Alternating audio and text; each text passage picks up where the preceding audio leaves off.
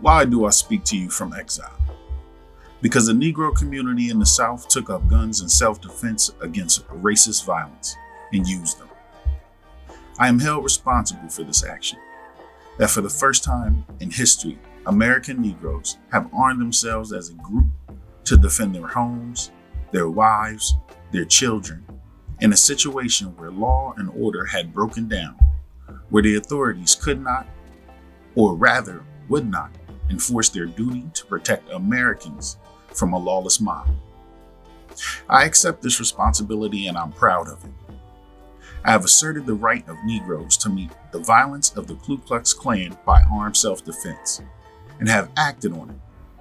It has always been an accepted right of Americans, as the history of our Western states proves, that where the law is unable or unwilling to enforce order, the citizens can and must act in self-defense against lawless violence. I believe this right holds for Black Americans as well as whites. Many people will remember that in the summer of 1957, the Ku Klux Klan made an armed raid on an Indian community in the South and were met with determined rifle fire from the Indians acting in self-defense.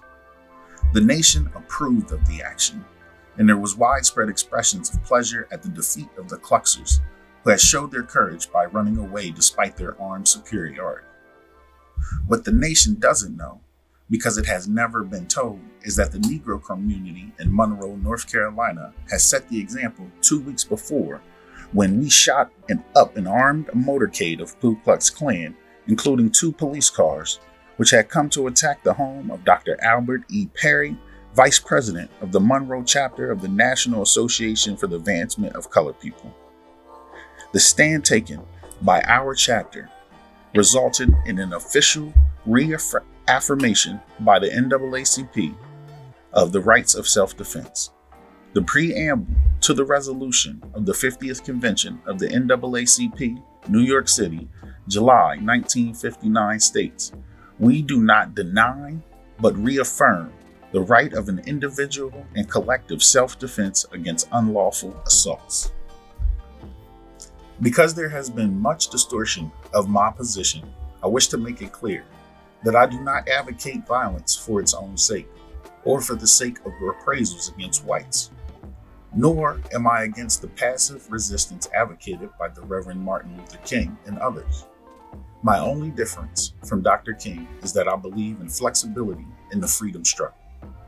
This means that I believe in nonviolent tactics where feasible, and the mere fact that I have a sit-in case pending before the U.S. Supreme Court bears this out. Massive civil disobedience is a powerful weapon under civilized conditions, where the law safeguards the citizens' right of peaceful demonstrations. In civilized society, the law serves as a deterrent against lawless forces that would destroy the democratic process. But where there is a breakdown of the law, the individual citizen has a right to protect his person, his family, his home, and his property. To me, this is so simple and proper that it is self-evident. When an oppressed people show a willingness to defend themselves, the enemy, who is a moral weakling and coward, is more willing to grant concessions and work for a respectable compromise. Psychologically, moreover, racists consider themselves superior beings, and they are not willing to exchange their superior lives for our inferior ones. They are most vicious and violent when they can practice violence with impunity. This we have shown in Monroe. Moreover, when because of our self-defense, there is a danger that the blood of whites may be spilled, the local authorities in the South suddenly enforce law and order, and when previously they have been complacent toward lawless, racist violence.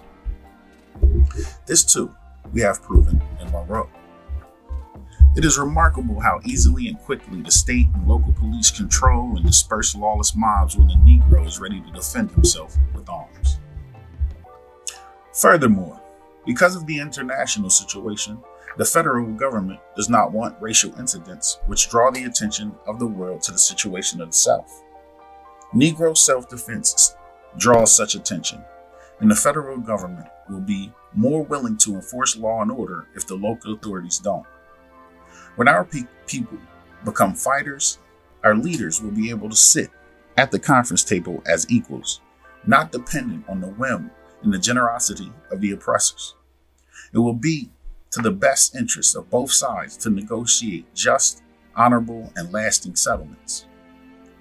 The majority of white people in the United States have literally no idea of the violence in which Negroes in the South are treated daily, nay, hourly. This violence is deliberate, conscious, condoned by the authorities. It has gone on for centuries and is going on today, every day, unceasing and unremitting. It is our way of life.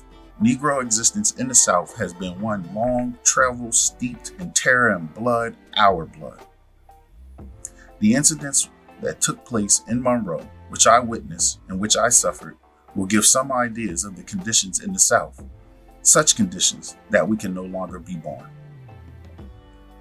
That is why, 100 years after the Civil War began, we Negroes in Monroe armed ourselves in self-defense and used our weapons. We showed that our policy worked. The lawful authorities of Monroe in North Carolina acted to enforce order only after, as a direct result of, our being armed. Previously, they had connived with the Ku Klux Klan in the racist violence against our people. Self-defense prevented bloodshed and forced the law to establish order. This is the meaning of Monroe, and I believe it marks a historic change in the life of our people. This is the story of that change.